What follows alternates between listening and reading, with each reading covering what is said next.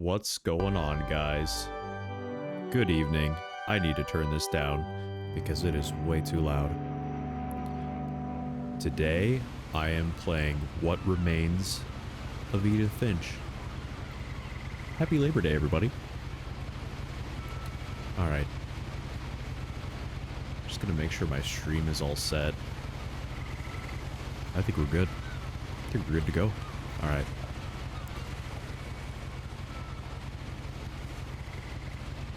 Beautiful. This is a pretty nice boat. What am I? Oh, some Chinese food. Oh, I have some flowers. It's a little messy. All right. The journal.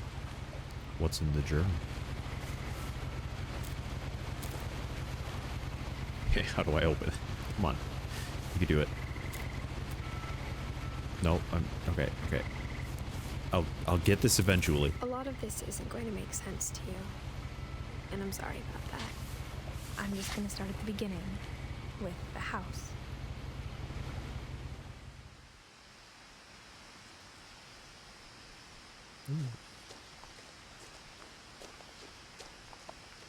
This is pretty. I lived here until I was 11, but I wasn't allowed inside half the rooms. That is a crazy looking house.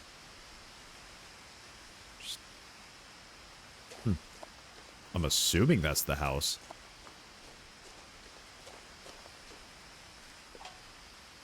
Inside the mailbox were bills from 7 years ago, marked urgent, open immediately. A lot of newspapers.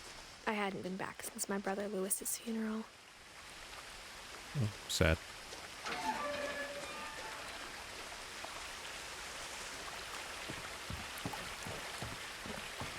In her will, my mother left me a key, but didn't tell me what it unlocked. Maybe she thought I'd know. Or she thought that the mystery would be enough to bring me back.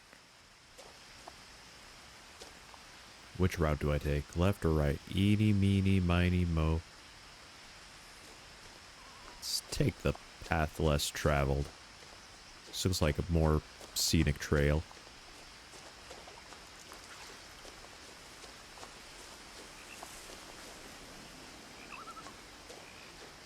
I love nature like this. The truth is, even after I inherited the house, I never thought I'd come back to it. But now I had questions about my family that only the house knew the answers to.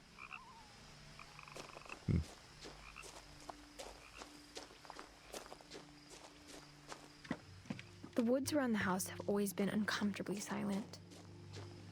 As if they're about to say something, but never do.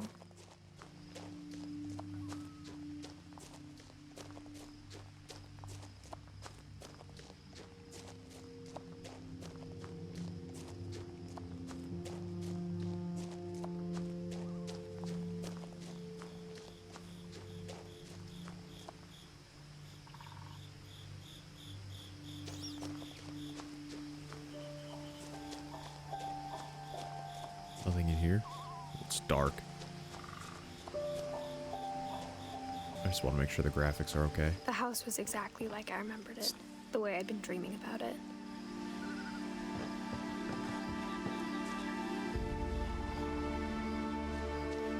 Maybe it's just my screen. Yeah, I think it's just the screen. As a child, the house made me uncomfortable in a way I couldn't put into words. Now, as a 17-year-old, I knew exactly what those words were.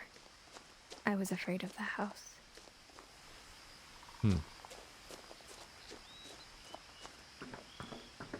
I wonder why. Key? I hoped the key might unlock the front door. It didn't. No? Looking in, I felt like the house itself had been waiting for me. All right.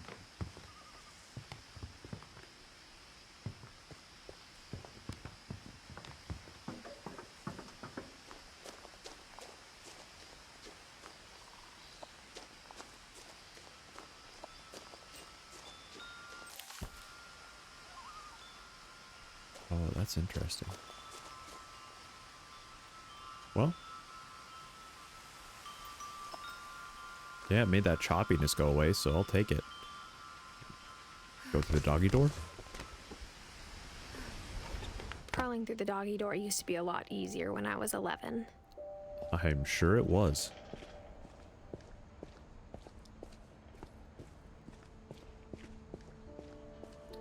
Oh, the old tennis ball on a string trick.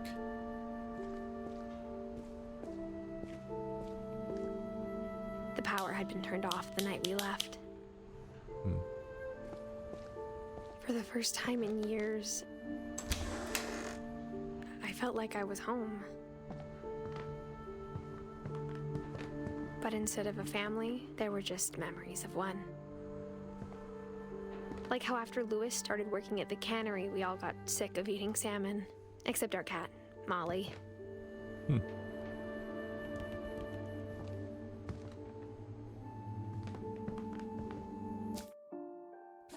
Okay, just one more thing.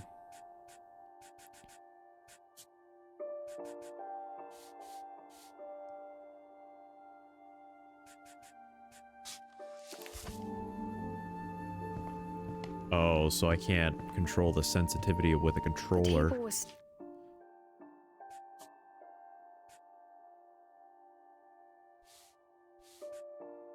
Yeah.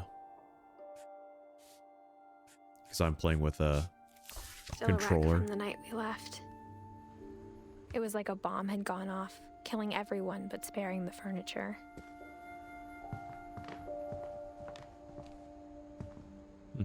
Nothing in the house looked abnormal. There was just too much of it, like a smile with too many teeth. Yeah, this place could use a spruce up. I like the tree table. That is beautiful. Even the fireplace had a story.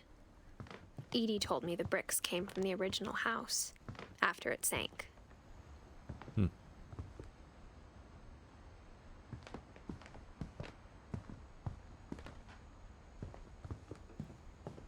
Mom always told me to stay out of the basement, so I wasn't too surprised when the key didn't fit.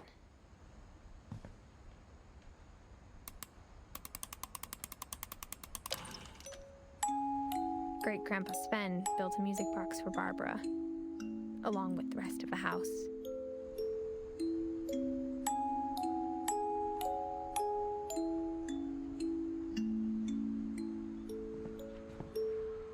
That sounds nice.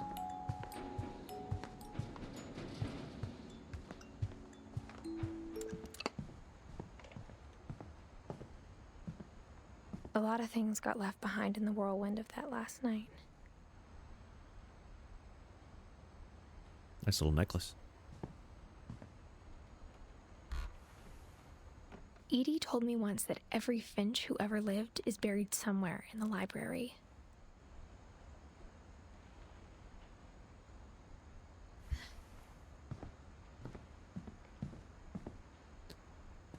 This place has After just a Milton really disappeared, eerie Mom vibe sealed about up it. all the bedrooms.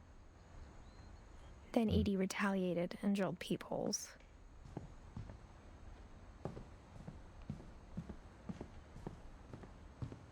Sven and Eddie? The last time I was in Edith Sr.'s room, I was 10 and she was painting my portrait.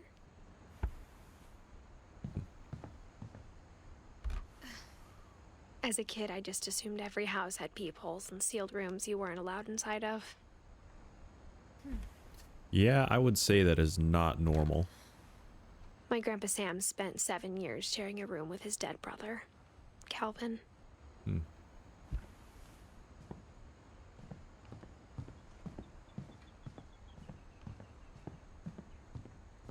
Whenever people ask me about my family, the first thing they always want to know about is Barbara.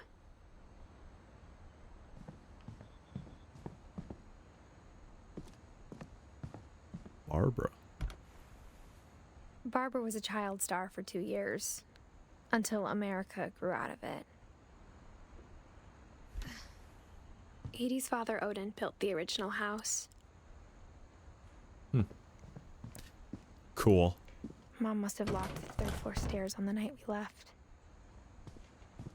Well, that's disappointing.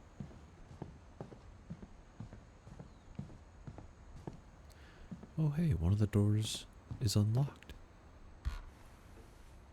Molly always seemed like a girl I could imagine being friends with, if she hadn't died in 1947. Okay. I spent a lot of time playing in Great Uncle Walter's room. I think my mom sometimes regretted not sealing it up. Lewis told me there were secret passages, but I never believed him.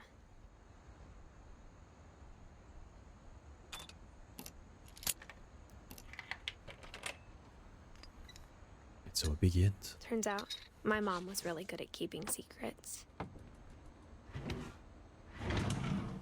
Now it was time to find out what my mom had been afraid of.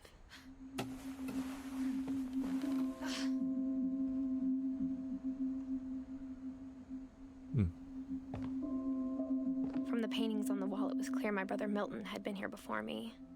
Reading this, maybe it sounds like I had a plan. But I had no idea what was behind that door.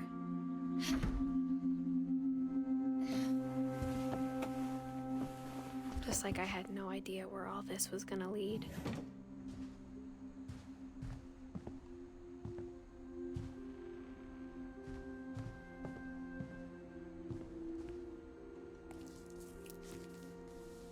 December 13th, 1947. Dear Diary, I'll be gone soon, but I wanted to tell somebody about what's gonna happen. It started when Mom sent me to bed without dinner. I woke up and I was starving, so I looked around for something to eat. The gerbil food was dry, but I didn't mind it. Okay. Mom, can I come out now? Sweetheart, it's late. Go to sleep.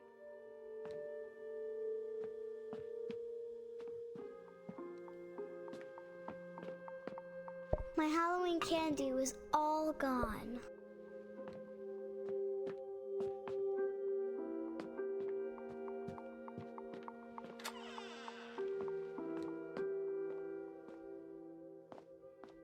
I kept eating and eating. Oh no. Not the toothpaste. That is just disturbing. I ate a lot of things that night.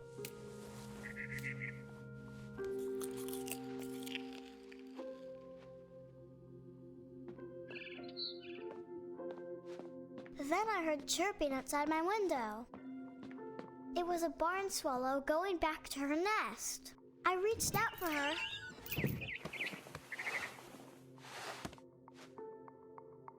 And suddenly, I was a cat. Oh.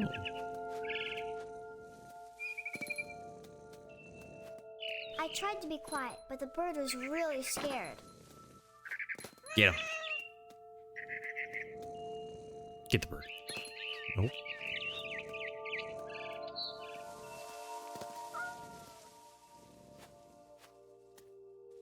Mom and Dad didn't even look at me.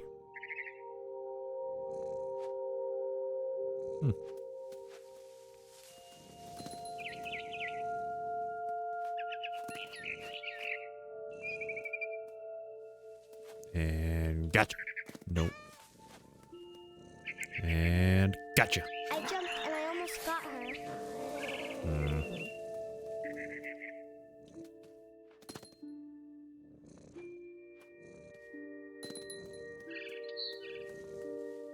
And gotcha. I could tell she was getting really tired.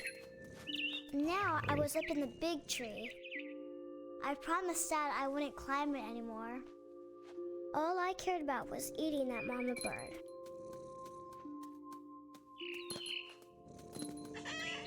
Come on. I gobbled her up. And suddenly, I was an owl.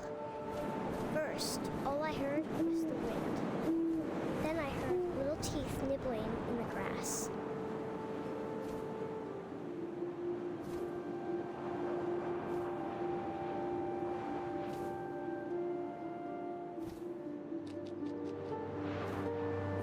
once.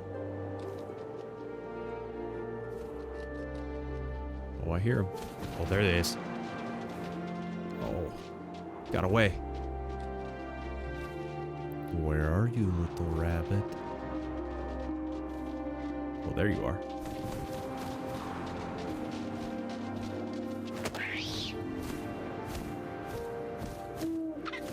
I imagined his face looking up and seeing mine through my talons.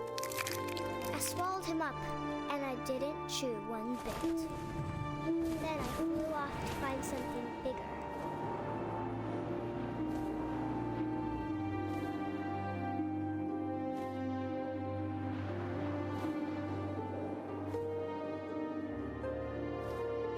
A mama rabbit. Oh, yeah, I got you. Oh, gotcha. She was almost too big to carry. I started choking, but I couldn't stop eating. And suddenly, I was a shark.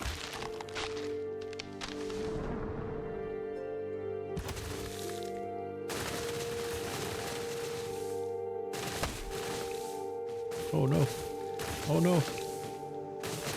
Go. Go. Go to your home.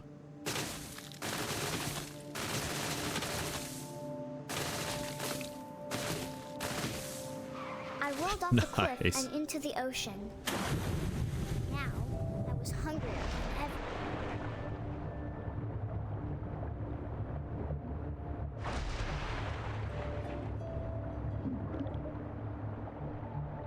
I wanted fat, juicy seals. I tore off her flipper, and it tasted really good. Oh, where to go?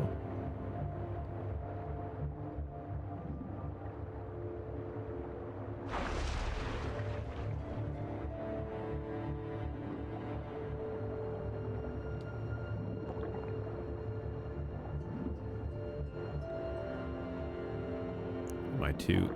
Oh, there you are. Oh, I'm coming for you.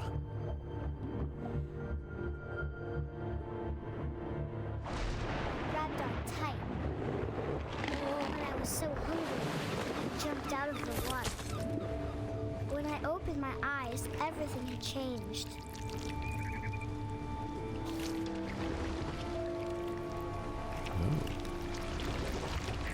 Like an Now octopus? I was a monster, and I smelled people everywhere.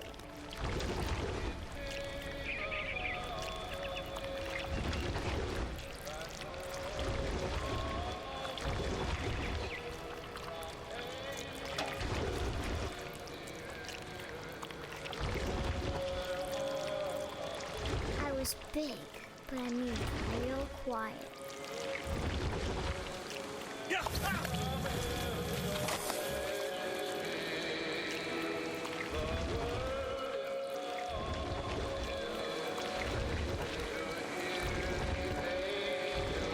I wanted to stop it, but also I didn't.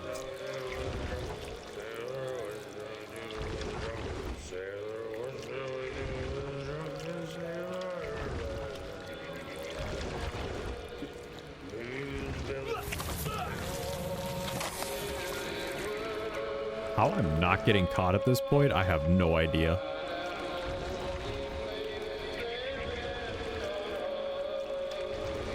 Oh, nope, can't go in through there.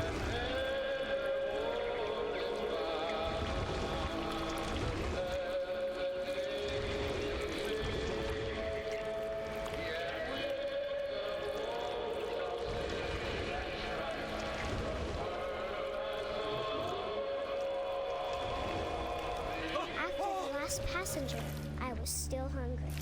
And across the water, I smelled something new. Something I had to have, so I swam towards it.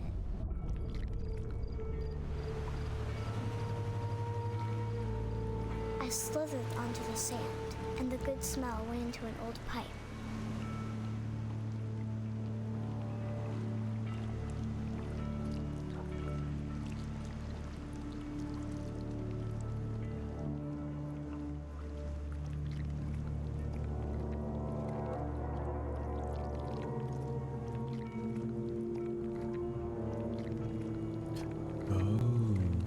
closer and closer.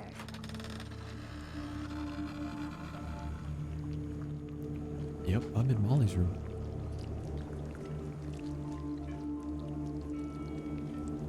Oh no. All of my stomach started growling. And suddenly, I was me again. I held my breath for a long time, but I couldn't hear anything. I think it's waiting for me to fall asleep. But it's not going to wait much longer. It needs to feed, and we both know I will be delicious.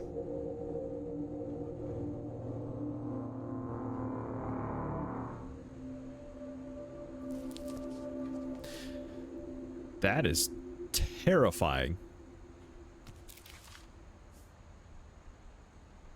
I'm not sure if I believed all of that, but I'm sure Edie would have.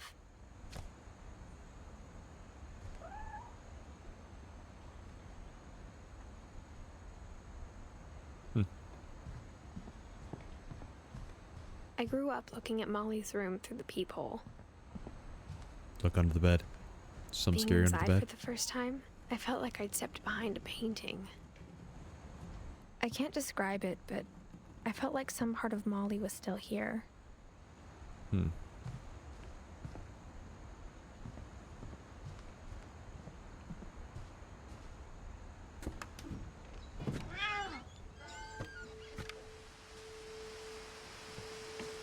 This will be obvious later, but my mom never told me any of these stories. Edie would have, but Mom didn't like bringing up the past. Though, when we adopted a stray kitten, she was the one who named it Molly. I spent a lot of time in Great-Grandma Edie's room. Her room was like a museum. For 500 years, the Finches have been famous throughout Norway for their fortune and misfortune. Odin Finch buries the latest victims of the family curse, his wife Ingeborg and their newborn son, Johan. On January 7th, 1937, he set sail with his family and his house, hoping to leave the curse behind. But 40-foot waves off the coast of Washington send the house and Odin to the bottom of the sea. Odin's daughter Edie, with husband Sven and baby Molly, step ashore on their new home, Orcas Island. Odin Finch is the first to be buried in the new family cemetery. His daughter Edie is already dreaming of a new Finch house.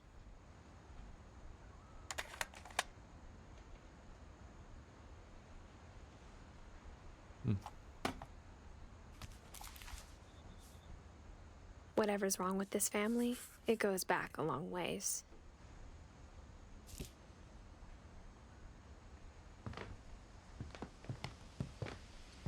Louis died a week before we left, but Edie had already started to memorialize him.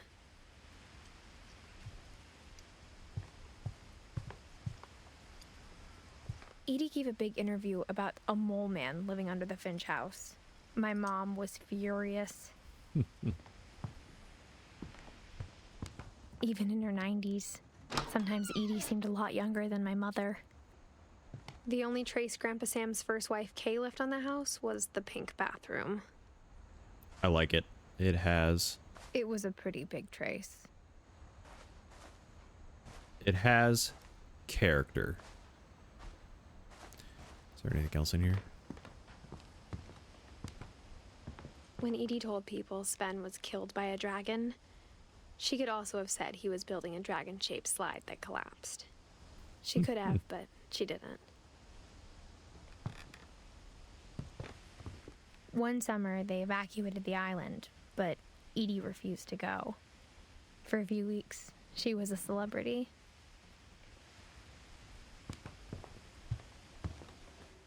I hadn't thought of myself as Edith Jr. for a long, long time.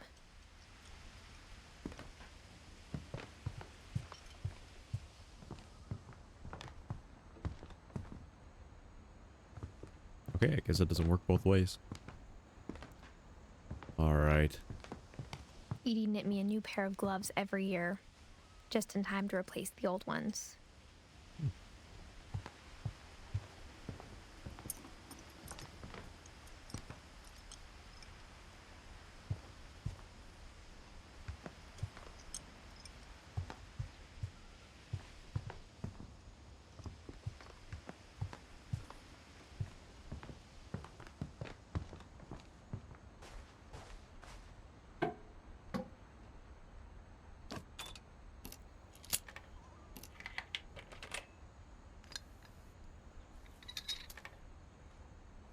There's a secret in this bathroom. It's in the last place you would look. It isn't in the cupboard. It's hidden in this book.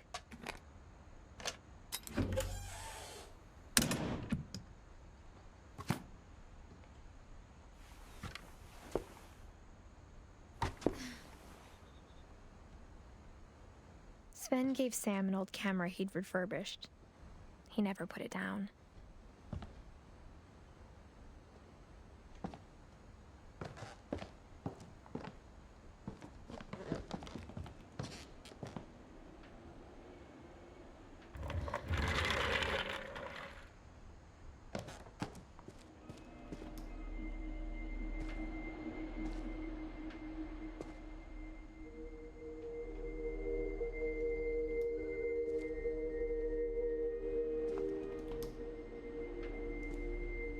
Nice. This is a pretty cool bedroom. Oh, can I not go up there? Oh, there we go. I knew Grandpa Sam had a twin, and that he never talked about him. I guess my grandpa didn't like history any more than my mom did.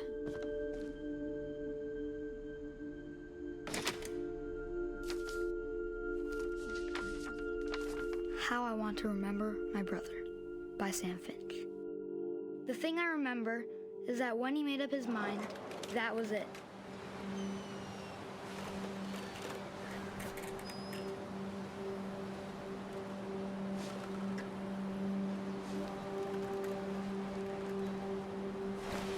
My brother said he'd die before he ate another mushroom, and he did.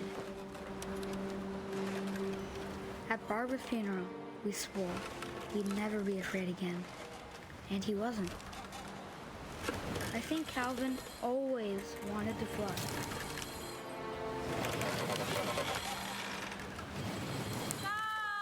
Calvin! Dinner's ready! Coming! But that day, he finally made up his mind to do it. I told him going around was impossible. Maybe if I hadn't said that, Calvin, I'm not gonna tell you again! maybe if the wind hadn't picked What is up, going on with his feet? then maybe he'd still be here. But I doubt it. I think he'd already made up his mind. That's what I want to remember about my brother.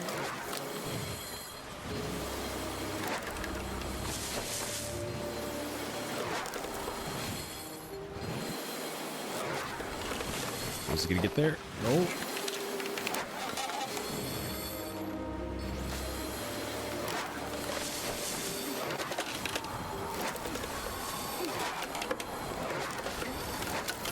The day he made up his mind to fly.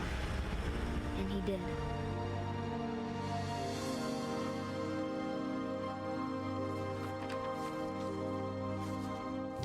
That is wild. Calvin's story felt strangely familiar. When I was younger, I remember trying to do the exact same thing.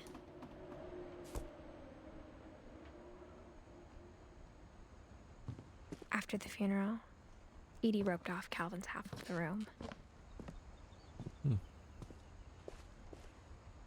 You know, out of respect, it would be nice Mom if I said could rope Grandpa it back Sam up. enlisted at 18 and never set foot in the room again. Anything else to check out in here?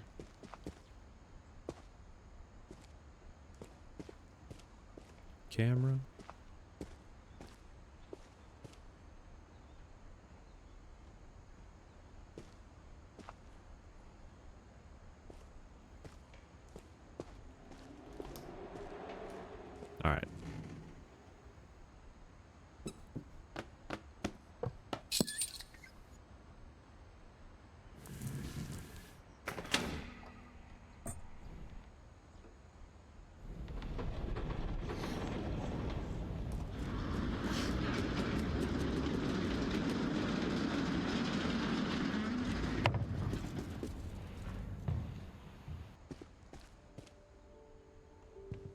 passages were a pretty tight fit. They'd obviously been built for smaller hands and bellies. I want to keep going. Milton? Oh, Barbara. Growing up, I always thought of Barbara as a child star.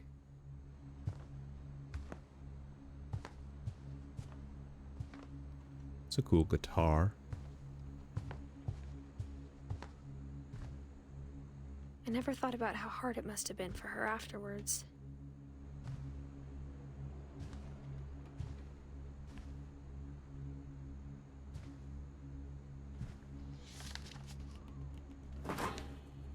Of all the stories people wrote about Barbara's death, I'm surprised Edie saved this one.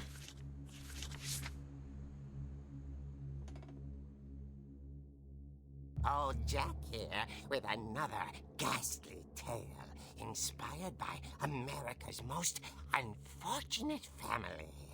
I'm calling it The Surprise Ending of Barbara Finch.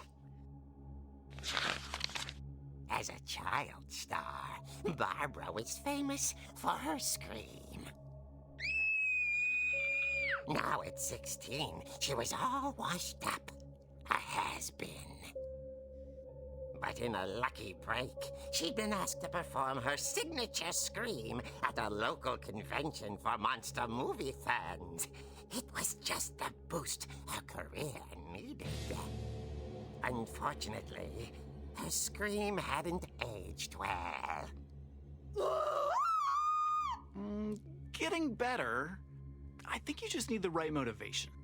Her biggest fan and current boyfriend, Rick, was about to demonstrate when... Now that was a great scream. It was Barbara's father, Sven. He'd slipped into a table saw and had to be rushed to the emergency room. So Barbara got stuck babysitting her youngest brother, Walter. Her convention comeback was cancelled. Okay, I'm hearing frustration, but I'm not hearing terror. What if I tried... A gang of hoodlums in Halloween masks have been terrorizing Orcas Island tonight. Police are urging residents to... That came from the basement. You're right! Also, I loved your delivery on that. Why is your basement door locked? Because my dad likes making puzzles and secret passages. There's a key hidden in the music box. The secret is to keep winding and winding until finally the key pops out. Thanks, babe. I'll be back in a sec. 20 minutes later, Rick hadn't returned. So Barbara went to look for him, right on cue. She reached for the music box.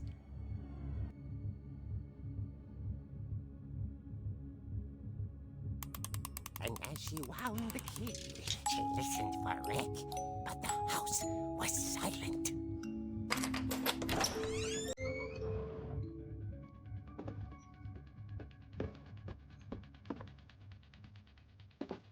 She found Rick's crutch and imagined the worst.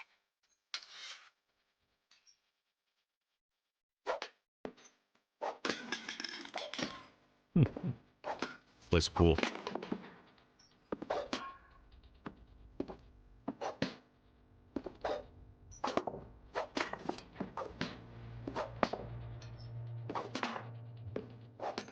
Nice. Got one.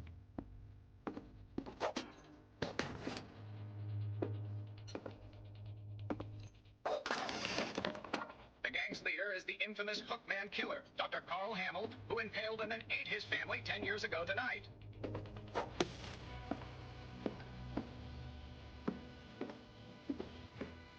Both it rattled and grew still.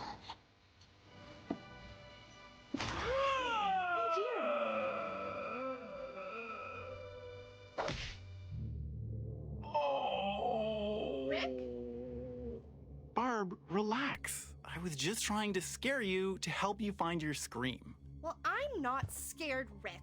I'm furious. Then act furious. All I'm getting from you now is that you're hurt and confused and... She threw him out, but she kept a little something to remember him by. Barb, have you seen my other crutch? And she was still holding it when she fell asleep watching the late picture show. Hours later... Barbara! Walter, what's going on up there? Ah! Okay, I'm coming up, but if this is a trick, you're dead, Walter.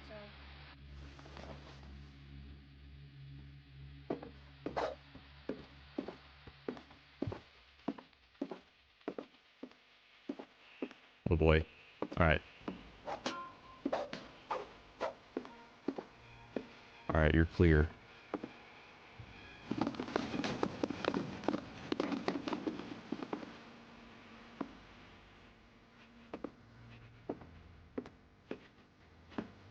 Walter, are you there? Walter vanished, but his bedside radio was still on. Orcas Island police described the man as 6 feet tall, with a steel hook for a hand. Residents are urged to lock all doors and windows and notify the police of any suspicious activity. Barbara turned, saw the hookman, and was speechless. He was quite smashing.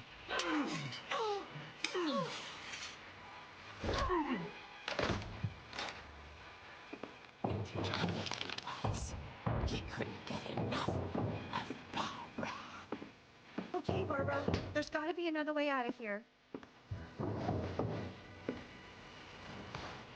That night, she played her part beautifully.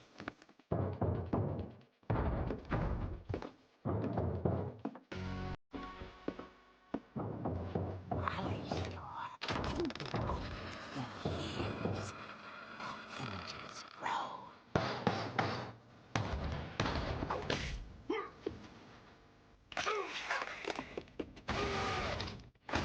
He wasn't moving, but she sensed the story might not be over yet.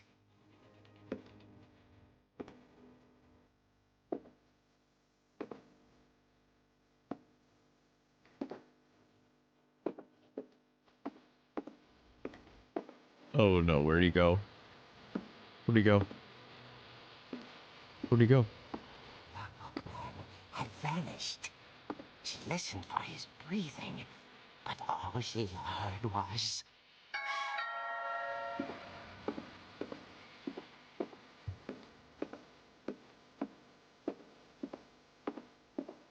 At the door, she whispered. It was coming from inside the house.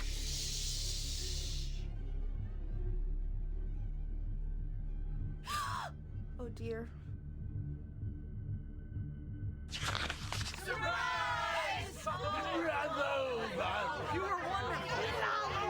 The monsters had come to surprise her. For Barbara, it was a dream come true. Then she saw what kind of monsters they were, and she realized what was about to happen. She was going to be famous. And with her final breath, Barbara Finch gave the performance of her life.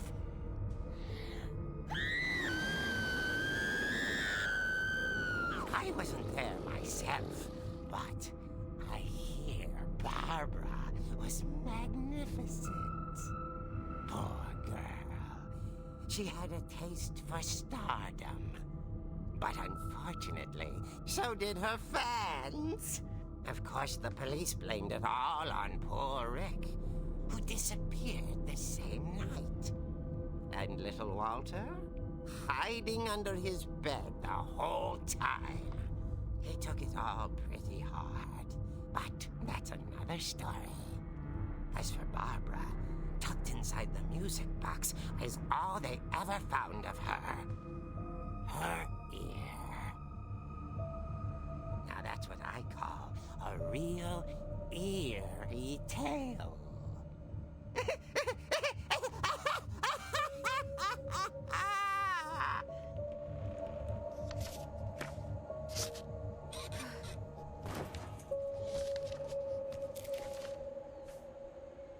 Edie told me all Barbara wanted was to be remembered, as absurd as that comic was. Maybe what Edie saw was a happy ending.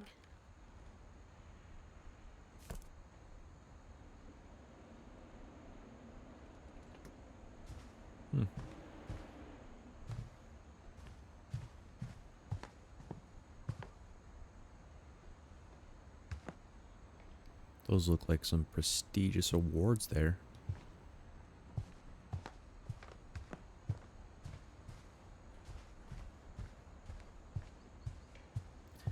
Can I exit through here? No, it looks like it's sealed shut. Alright, where do I go next? Oh, that's right. Just go back out the same way.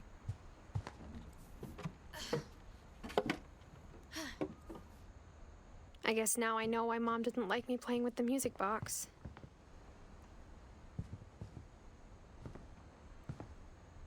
It's funny. All those times I played with the music box and never found the basement key.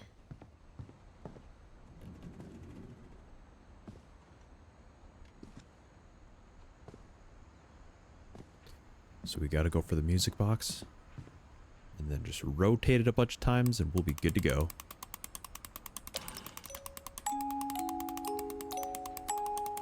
Yeah, I don't see no ear.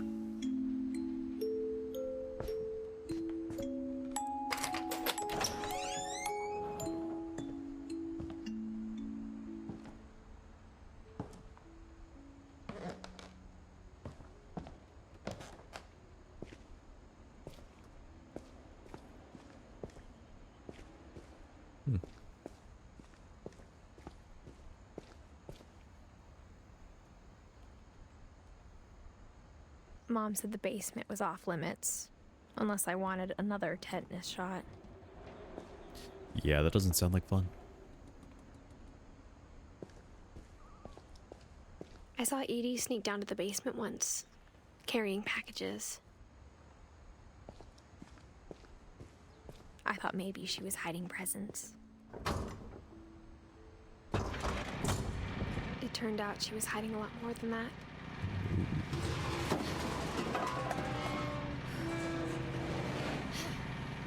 Secret tunnel! I remember asking Mom once about where Walter had gone. She said after Barbara died, he got as far away as he could. If there's a pattern in all these stories, I think it's that none of us has gotten very far.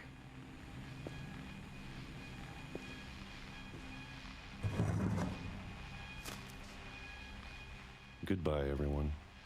I can't believe I've been down here for 30 years. On that first day, after the shaking started, I didn't think I'd survive a week.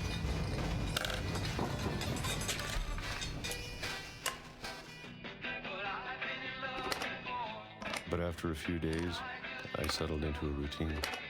That's what kept me sane.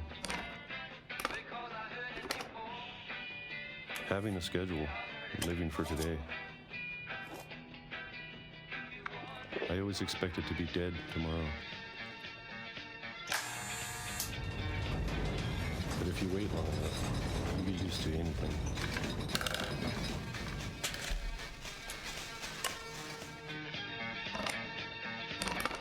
Even a monster on the other side of the door starts to feel normal. Almost friendly.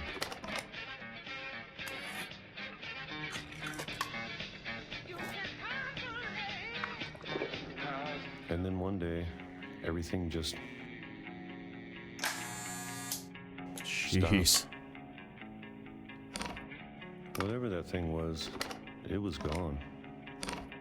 Maybe it got tired of waiting. Or maybe I just got tired of being afraid. Yeah, on the calendar it said 1976 and now it's 2005. It's been a week now, the longest in 30 years. I'm done waiting. I have to leave. Well, I still can.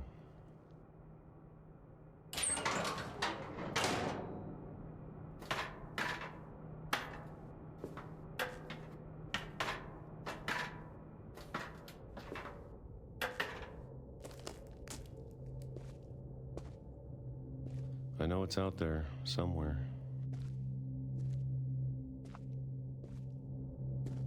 Whatever killed Barbara and Molly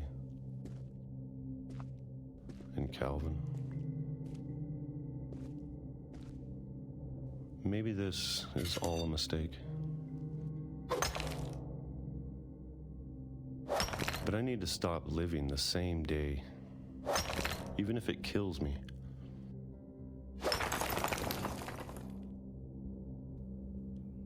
Whatever's out there, I want you to know I'm ready for it. I'm going to appreciate all of it, especially the food. Yeah, I feel like canned peaches get old after 30 years. Or a month. Or a single week. I'd be happy with one mere day. I can already imagine the sun on my face. Oh, Walter.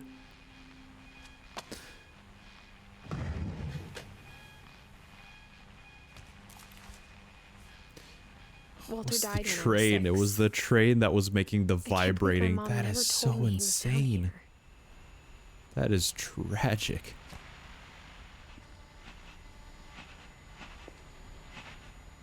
I'm sure my mom was trying to protect me.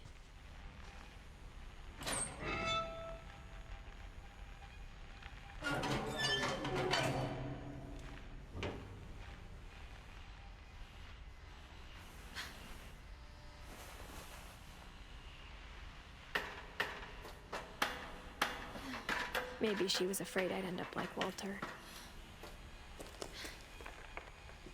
But if she never told me about an uncle under the house, I can only imagine what else she was hiding. I don't want to make the same mistakes she made. So that's where all of Walter's garbage would go? Oh, I can't imagine the smell. Oh, you could hear the flies too. Oh, that's so bad. Looks like he still had plenty of food to go. Trying to bury something that's still alive.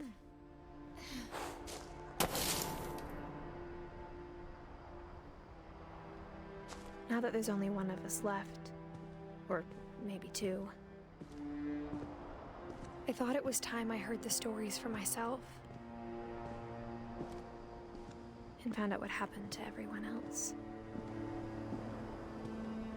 But now I'm worried the stories themselves might be the problem. Maybe we believed so much in a family curse, we made it real.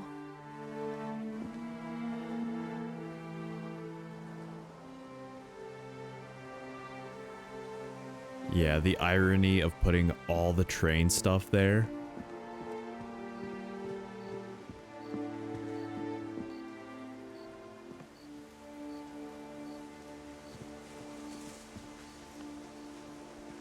I don't know if I should even be writing this.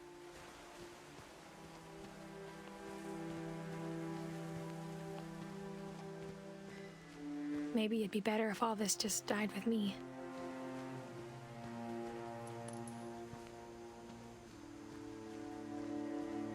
But I thought you should know about your family.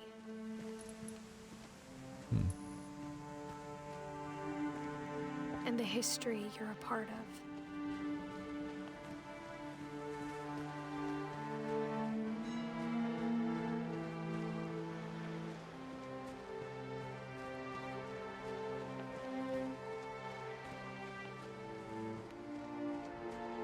Though to be honest, I feel as lost as you probably do right now.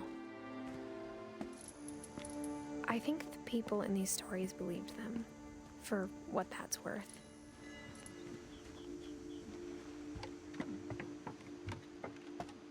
Is there anything on the dock? That must be the old house.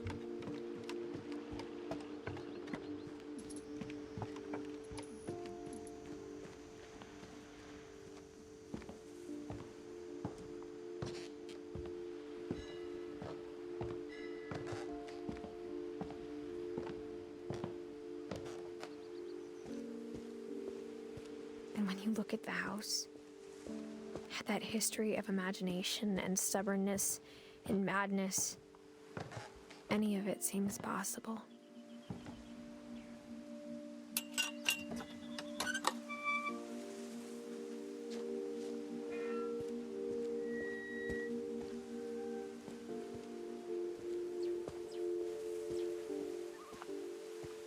I think we've been surrounded by death for so long, we've just gotten used to it. What kind of family finishes building a cemetery before starting the house?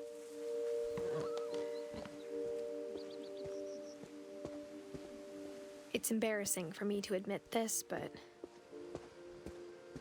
the pet cemetery made me more uncomfortable than the human one. 3 of the gerbils were mine, and 2 had been my fault. Serpy, Lurpy, Furpy, Chirpy, Burpy, Derpy, Derpy Jr. Love it. Lucy, Daisy, Charlie, Tucker, Coco, Zoe. Those ones didn't even have names. Shame. Oh. Shatsy, Oliver, Bob, Shadow, and Christopher.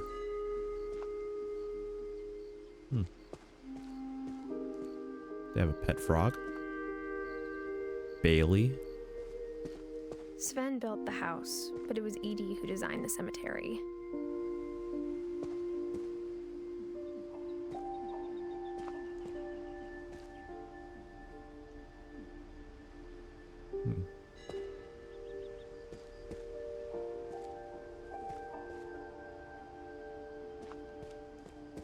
I'm sure Odin's monument had been Edie's idea. My mom was always trying to move on, but for Edie, the past never went away.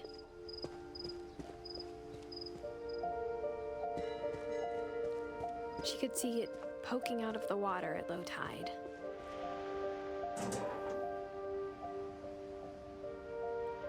Edie said she dreamed about the old house every night.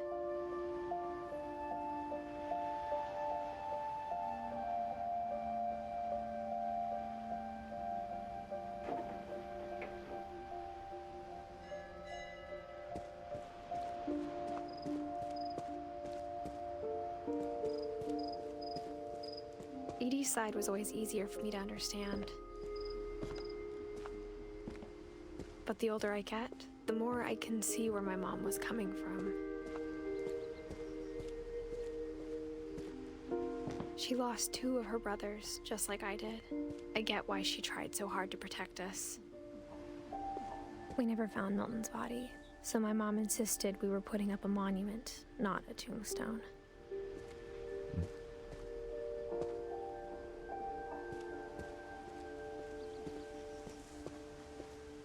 There's so many things I wish I could ask my mom now. Part of me thinks this is what she wanted all along. For me to come back someday and find everything out for myself.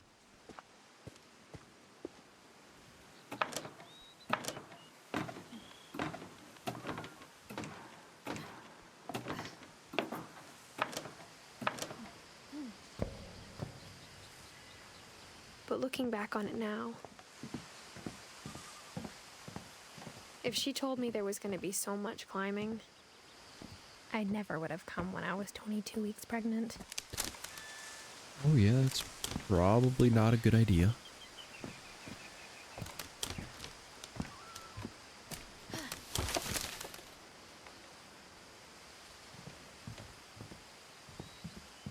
Yeah, I probably shouldn't walk on the glass. Bleh. Not grass, glass. Is there a ladder? Oh, over there. I just missed it. I never met Grandpa Sam, but I think he and my mom had a lot in common.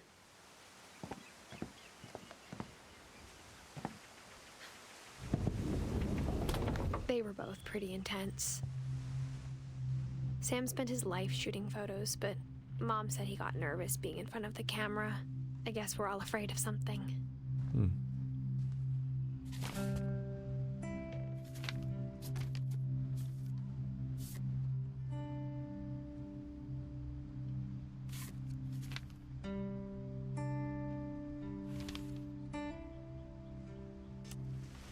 Dawn, I promise, you'll never forget this weekend. Yes, sir. These memories are gonna last a lifetime. Hmm? Perfect.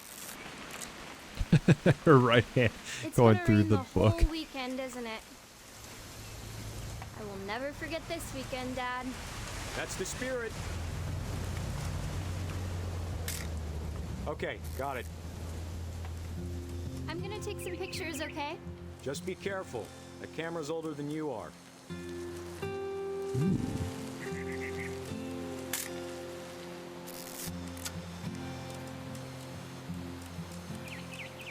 You're right, Dad. It's starting to clear up. Still freezing, though. Definitely should not have drunk all that coffee. Hey! That's a keeper. It's so wholesome. I'm just saying, I'm not always gonna be here, Don. You'll need to remember this stuff, if you want to survive. I'll be fine, Dad. You know who else thought he was gonna be fine? Some guy who died. Don, I'm being serious. I know, Dad. You're always serious. Doesn't being out here make you want to chill out? Well, to tell you the truth, I haven't been out here in 20 years.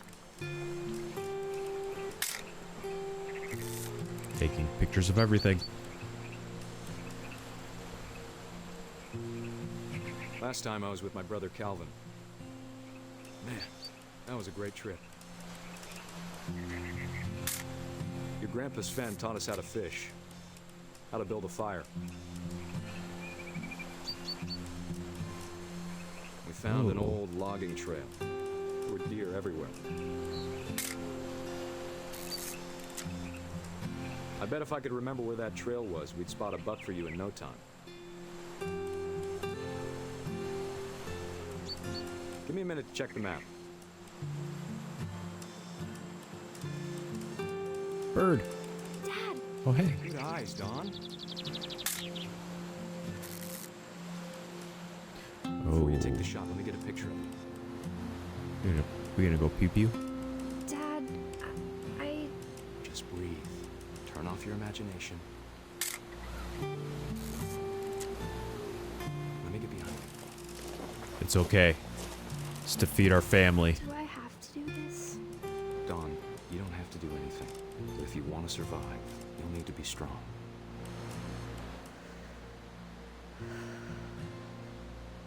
Now keep yourself squared up. Great shot, Don!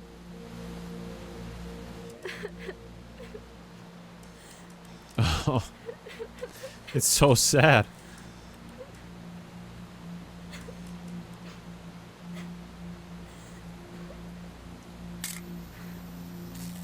I'm proud of you, Don. Always remember that, okay? Oh, get up there. Dad, it's twitching. I think That's it's totally normal, Don. Just focus on the camera. Try not to think about... Dad!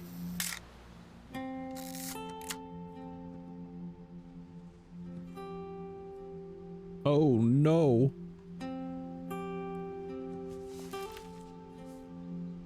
Of all these stories, that's the one I wish most that my mom had told me.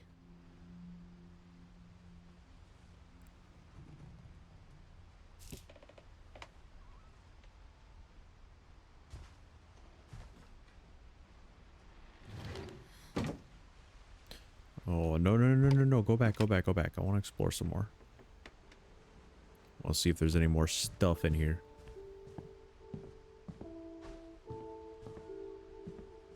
No? Okay.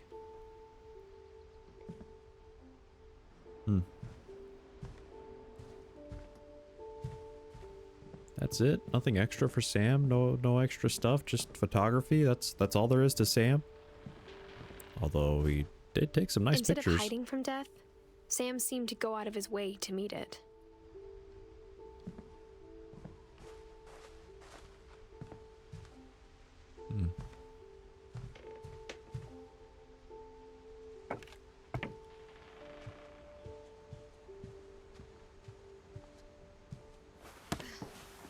After Sam died, my mom and Edie got really close. They'd both lost a lot.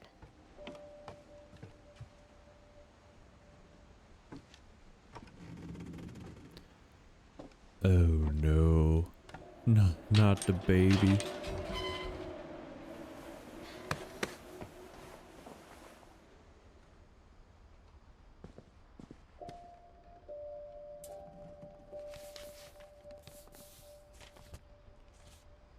Oh. Dear Kay, do you remember the way Gregory used to laugh when he thought he was alone?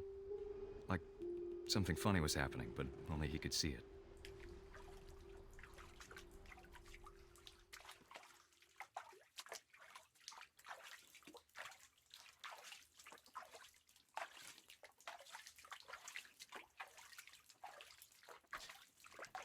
He's got his little frog.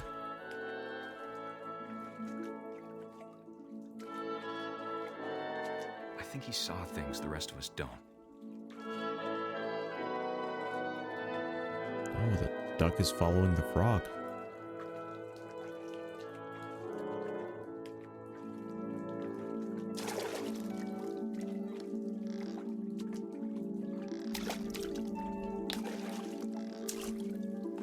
Knock these over. Time's over, Gregory. It's time to... Hold on, sweetie. Hello? Sam, I told you I don't want to talk right now. I wonder what he saw. What his world was like. Knock them all over. One more.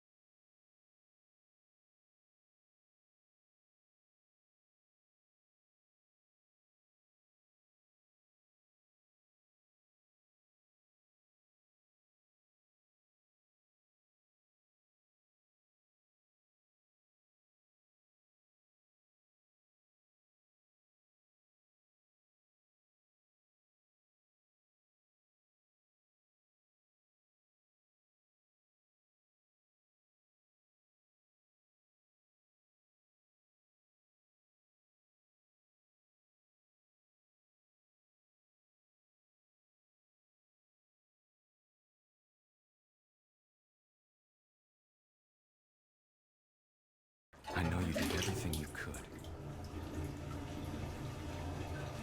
Maybe if I hadn't called that night.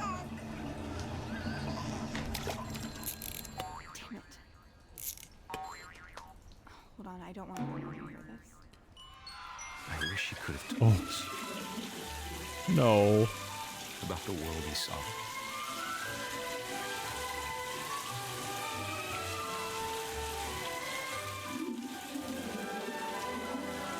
There's so much I don't understand.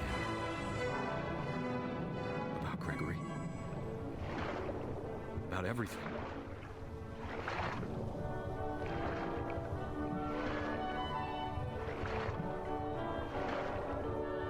But I know what happened wasn't your fault.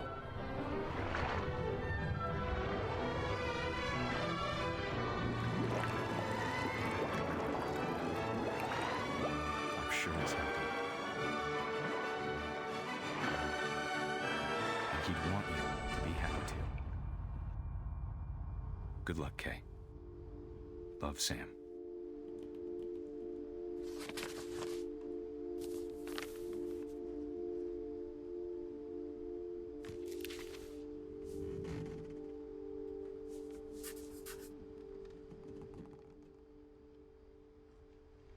So I still have Gus, Don, Eddie, Sven, Sanjay, Lewis, and Milton.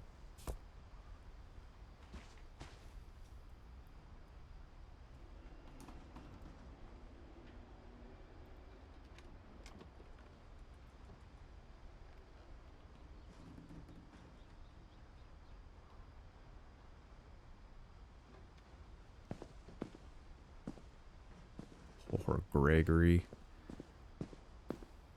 I can't imagine my mom ever writing poetry, and yet... A poem for Gus, who always said the wedding was a bad idea. Our father never hit us kids, at least not very hard, before the day my brother said with teenage disregard that he'd be dead before he'd see a wedding in our yard.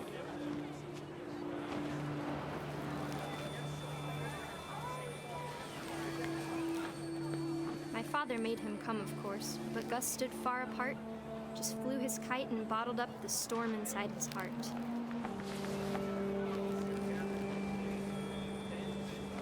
I tried to talk him out of it, but though he'd never met her, we don't need a stepmom, were the words that I now pronounce you husband and wife. You may kiss the bride. Dive bomb onto the crowd.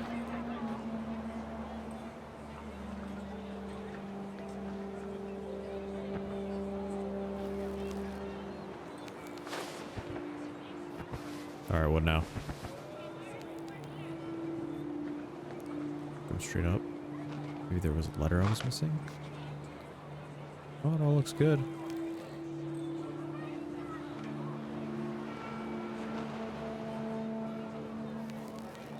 All the words are white.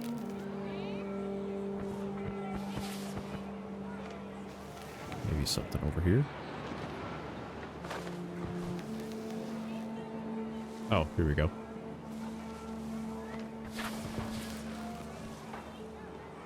When the time for photos came, Dad ordered him to come here.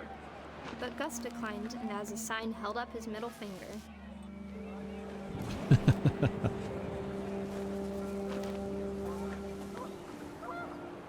The wind picked up and panicked geese appeared and quickly went.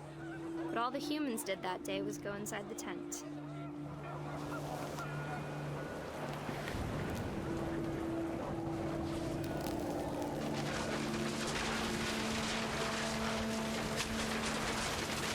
Came down in buckets then, but no one seemed afraid that nature might destroy the tent our dad had crudely made.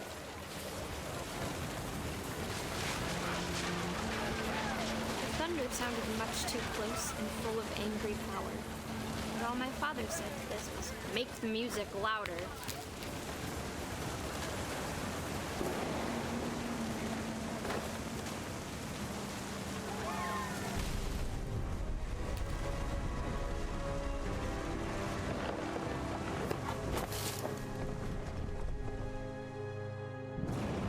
I wish that I could truly say I thought about you on that day.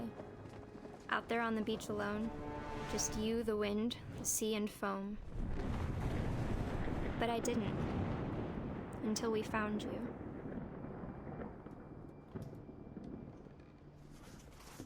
You know, I feel like a lot of these situations could have been easily avoided if there wasn't so She much never child talked about it, neglect. but Mom told me once if I was a boy, they were going to name me Gus.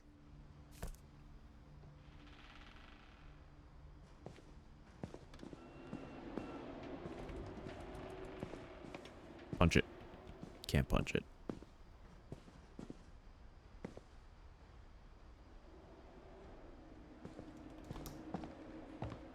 Climb up. My mom moved up to the loft after her brothers died.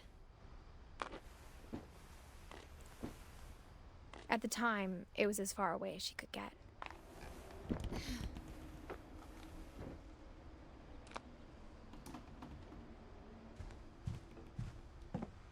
She spent a summer building houses in Calcutta, where she met my dad, Sanjay.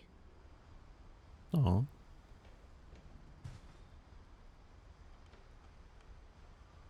That's sweet. My mom moved to India a week after graduation and got a job teaching English. Religion was another thing my mom never talked about, but I think it helped her a lot after her dad died.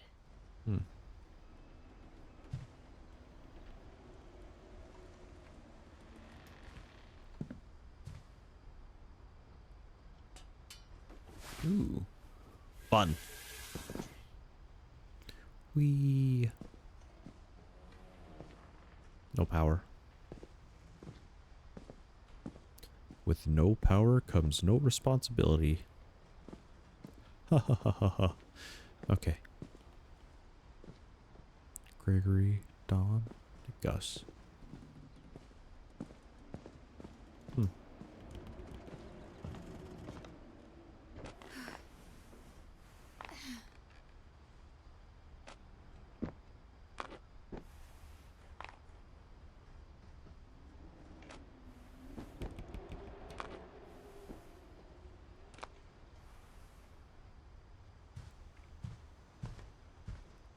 Lewis was born a year later.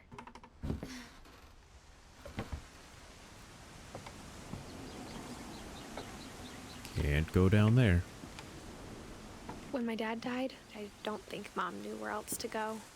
I'm sure Edie was happy to have her back.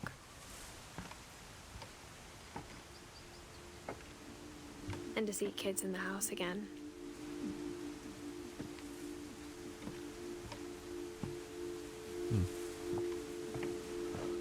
The house had to get a little bigger, but Edie was used to that.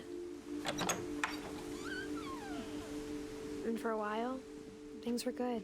That is Almost so normal, cool. but it didn't last.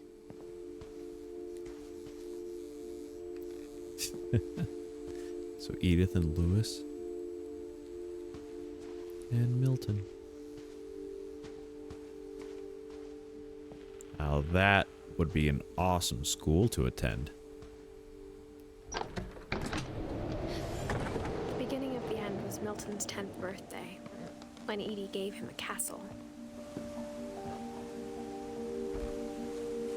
After Milton disappeared, the only thing he left behind was a room full of paintings.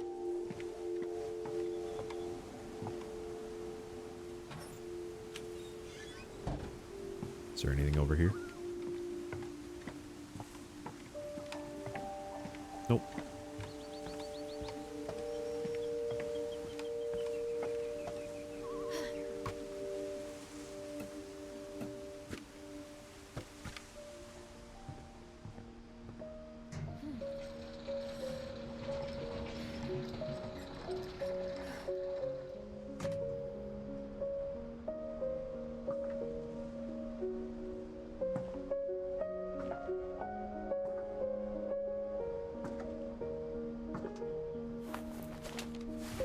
Milton Finch in The Magic Paintbrush.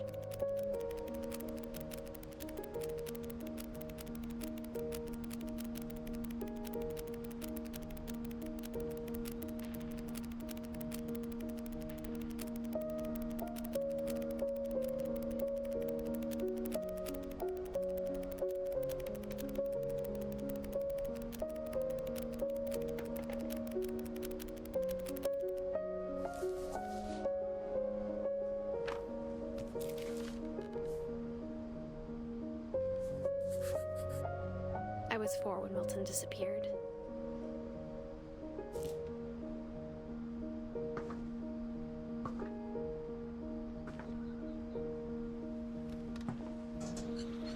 Mom spent months searching for my brother. Then she sealed the doors.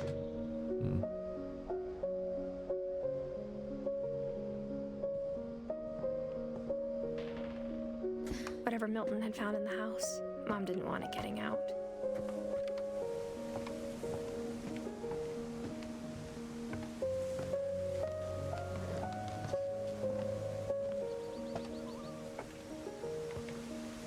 Mom definitely blamed Edie, but I think Lewis blamed himself. After he graduated, he just spent more and more time in his room. Until Mom got him a job at the cannery. Everyone always told me to stay out of Lewis's room. Except Lewis.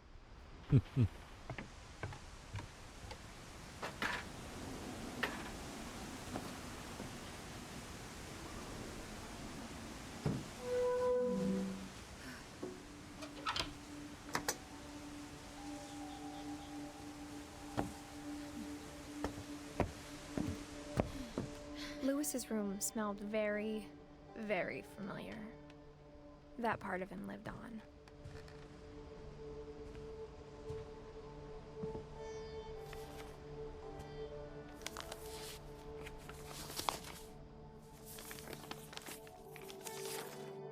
Dear Mrs. Finch, as Lewis's psychiatrist, I can understand your desire for an explanation.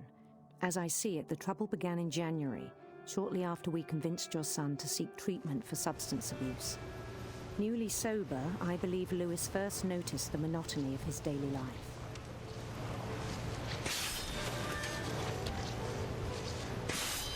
He kept working at the cannery, but he withdrew part of himself. In our sessions, I saw the same behavior. His mind began to wander. I asked him to describe it. He said he started small, imagining a labyrinth. He'd feel his way about. Then something moved. Bats. And toads.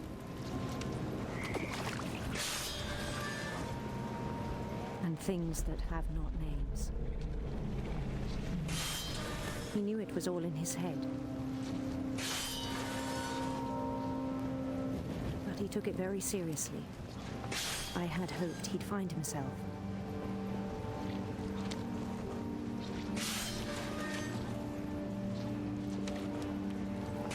But he found something more.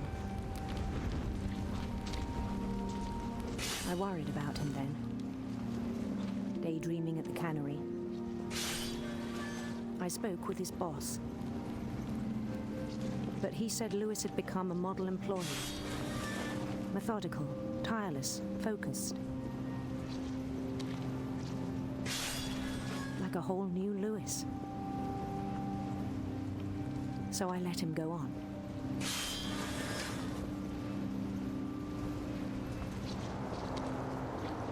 I even encouraged him. It seemed very promising at first. He told me he'd made a new friend.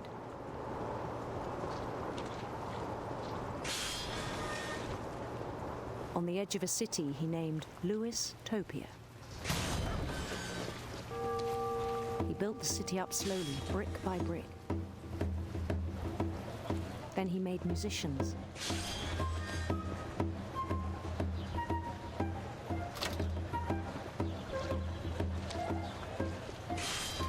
And songs for them to play. He talked about starting a band. And he was always humming something. Every day his imagination grew stronger.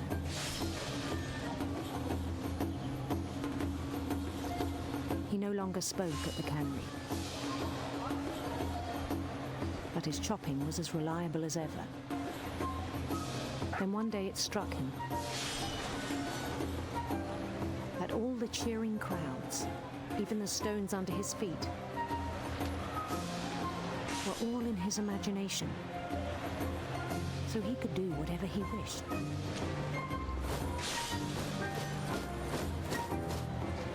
He held an election for mayor, and he won. They begged him to stay, but his mind was already wandering. It became a game for him.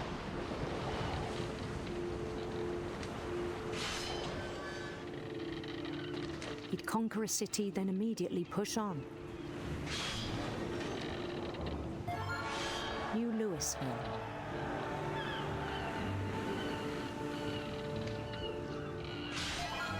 St. Louis. That's already a city. I guess it's spelled started different. Drifting away from our reality.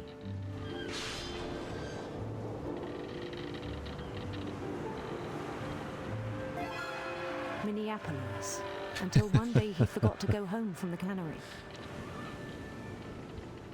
Even as his mother pleaded with him, part of Lewis kept sailing on.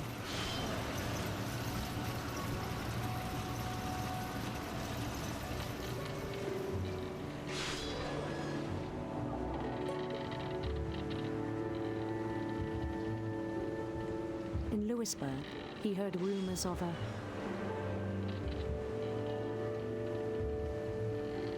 handsome queen.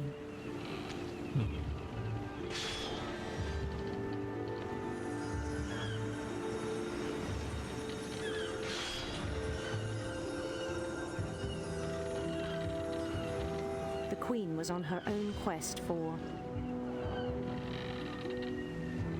We'll go radiant rainbows. radiant rainbows.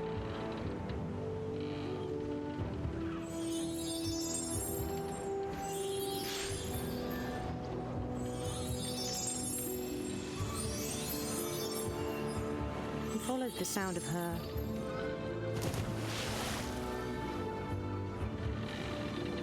electric sitar.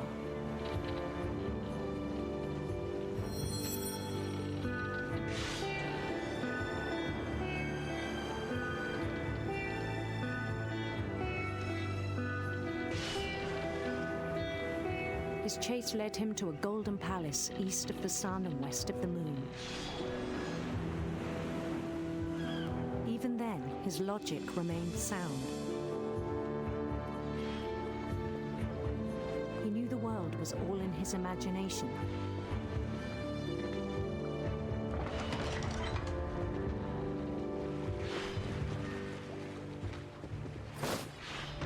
But he was so proud of having created it.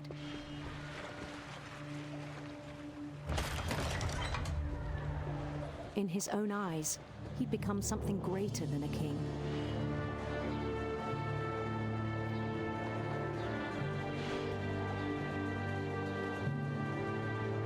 For someone who'd never known success in the real world, I think it was overwhelming. And then it struck him that the real Lewis was not the one chopping salmon, but the one climbing the steps of a golden palace.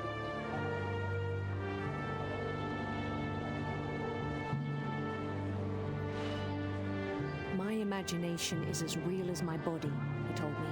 It was hard to argue with him.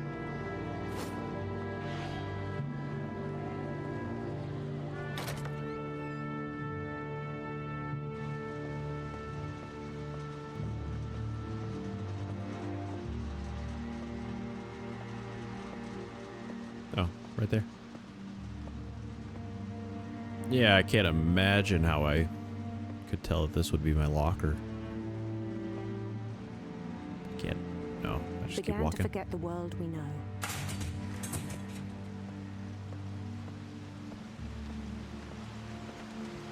I think it pained him to remember Lewis, the cannery worker.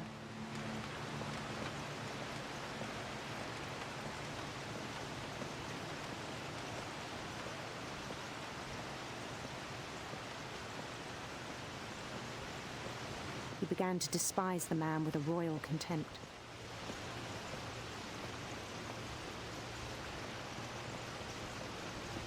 I still thought I could save him. Even after he said he was being crowned king over all the lands of wonder. The palace would be packed with his companions.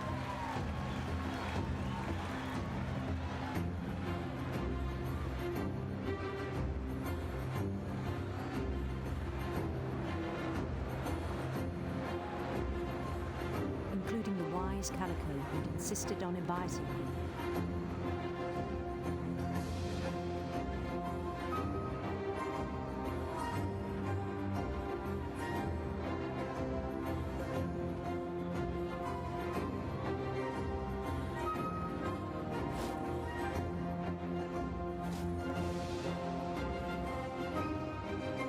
His queen waited, holding his crown.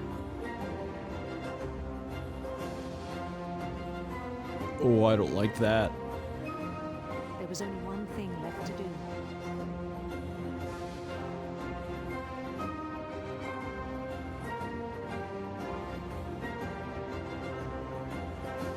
Bend down his head.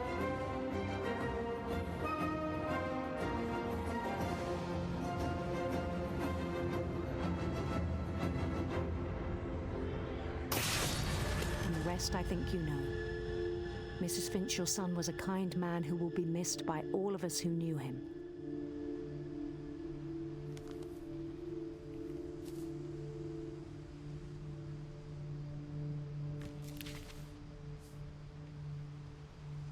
My brother was really cool.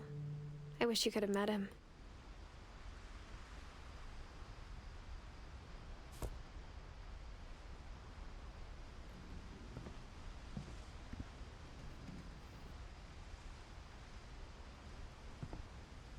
Lewis and I spent a lot of time playing games together, but he was surprisingly bad at them.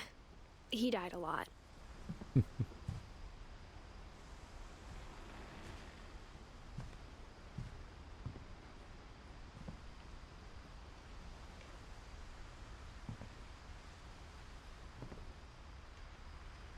Man, imagine this for a gaming room. That would be insane. Couldn't be me.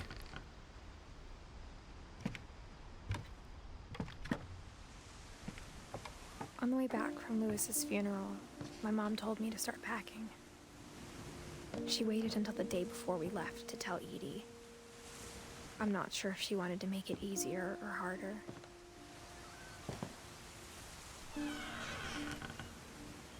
I wish we'd stayed. But I understand why we left.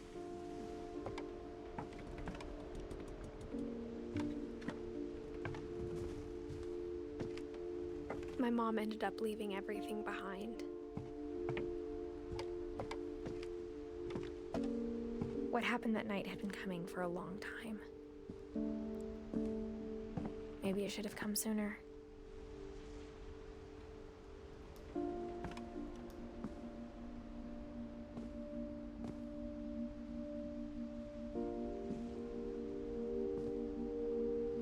But it had to end one way or another. All that's left now is to tell you about that last night.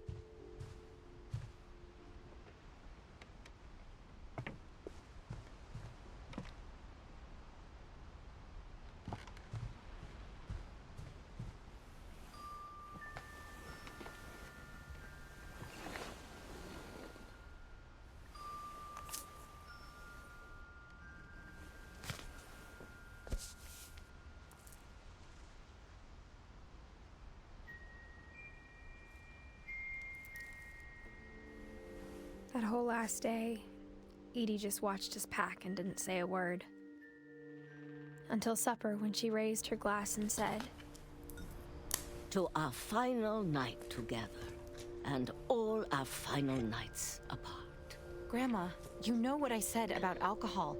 Some of your medications are very Edith, specific. I left a present for you in the hallway. Why don't you go open it? The grown-ups have to argue now. I'm sorry, you're right. We're all leaving tomorrow. Let's just enjoy our last... I'm not leaving. Edith, you're excused.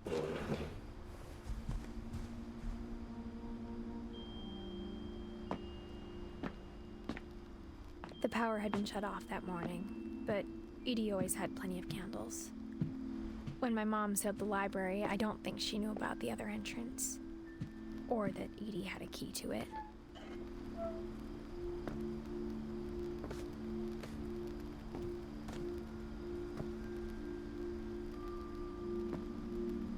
That thing you're afraid of isn't going to end when you leave the house.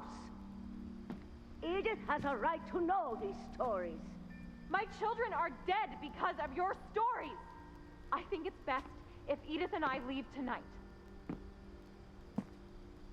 We'll have the nursing home send a van for you in the morning, okay?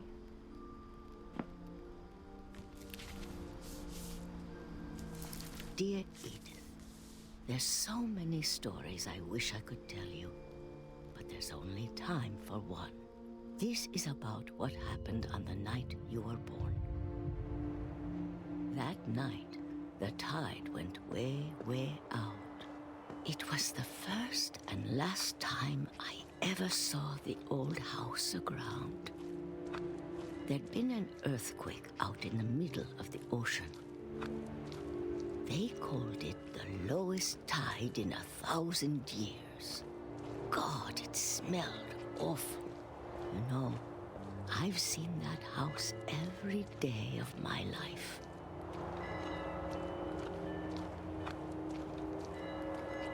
But I never thought I'd go back to it.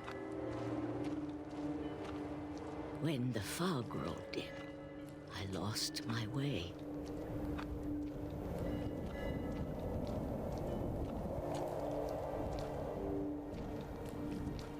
I got turned around.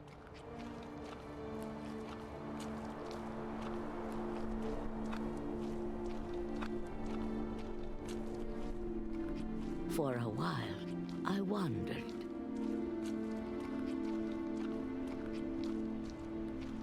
I started seeing things.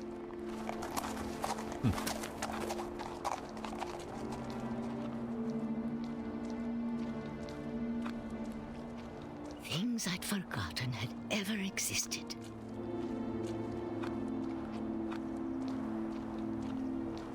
But when I saw them, they felt like old friends. That night, a lot of things came back to me. Or maybe I came back to them.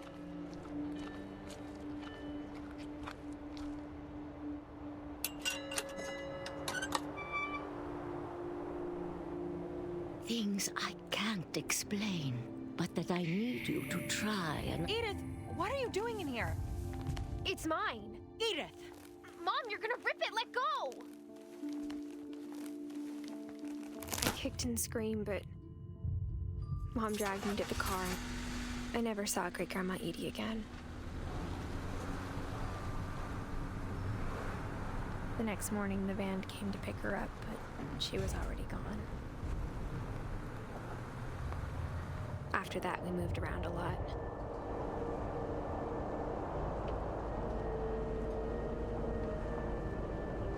A hand is a dolphin. We both tried to make the best of it.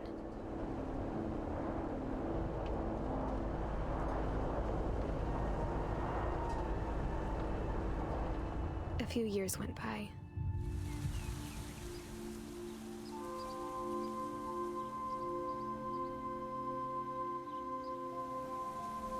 My mom didn't like to talk about it, but she started getting sick a lot. The rest happened pretty quickly.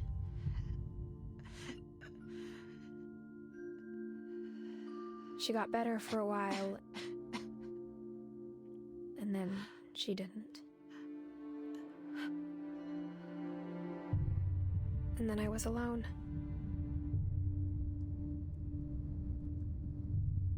The last Finch left alive.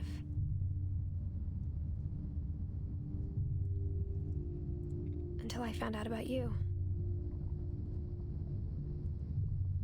I'm still not sure what to tell you about all this.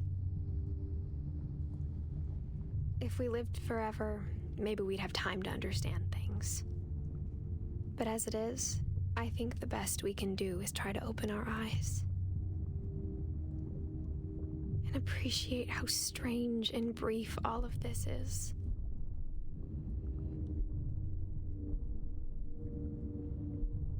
This journal was supposed to be for you.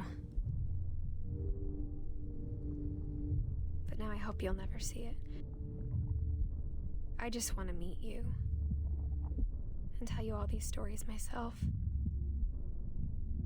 But I guess if you're reading this now, things didn't work out that way.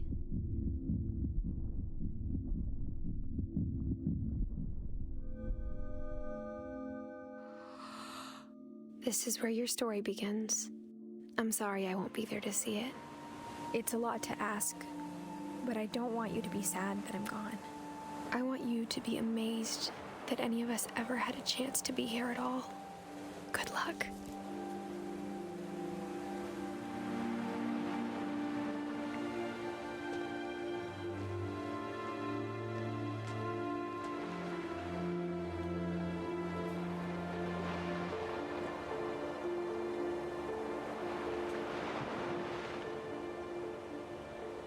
Oh, man.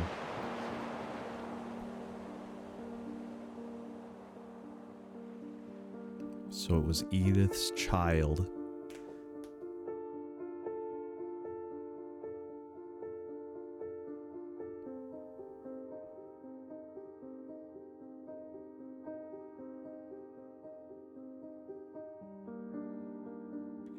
So she was telling her child her story and her family story, but by the time she was telling the story, she was already gone.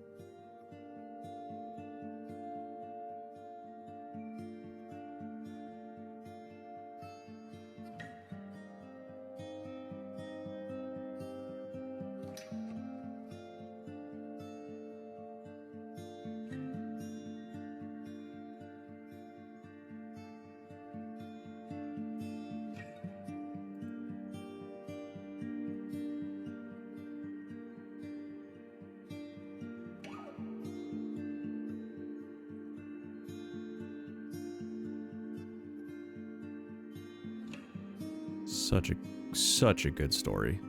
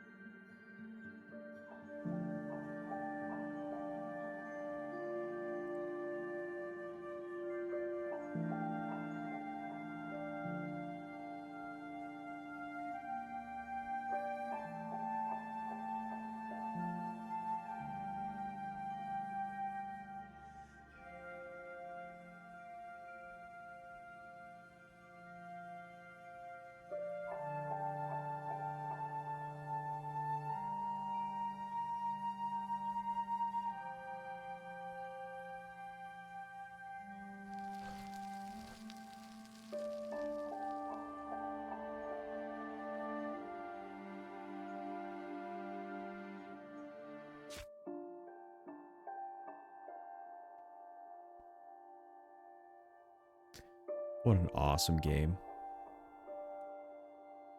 Well, thank you everybody who watched this. I hope you all have a great rest of your day.